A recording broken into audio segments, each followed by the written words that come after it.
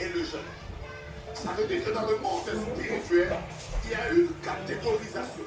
Telle que certaines batailles, certains combats, certaines choses, il faut que tu aies l'autorité. Or, dans notre royaume, c'était un royaume d'autorité. Nous parlons aux autres. Nous parlons aux choses. Nous parlons aux circonstances. Laissez-moi vous parler de ça. Jésus est dans une pirogue. Docteur Modestine, avec tout le respect, Dieu a ce rang de docteur. Jésus est dans une pirogue. Je n'ai pas dit qu'il est dans nos bateaux modernes. Il n'est pas dans tout ce bateau que nous voyons à Monaco. Non, Jésus est dans une pirogue. Ça veut dire que l'eau est en train d'entrer.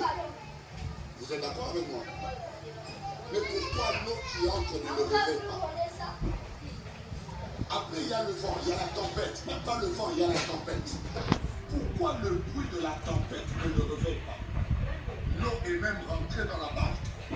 Les disciples criaient. Ils étaient en train de... Ils avaient fait l'eau. Tout ce qu'ils faisaient comme manigance là, n'a pas réveillé Jésus.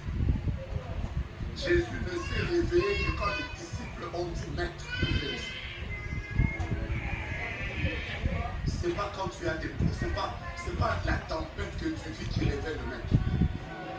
La seule chose qui réveille le maître, c'est le cri des disciples. Aussi longtemps que tu ne cries pas, le maître ne se réveillera pas. Parfois, certaines tempêtes, pour qu'elles se calment, tu dois entrer dans les robes.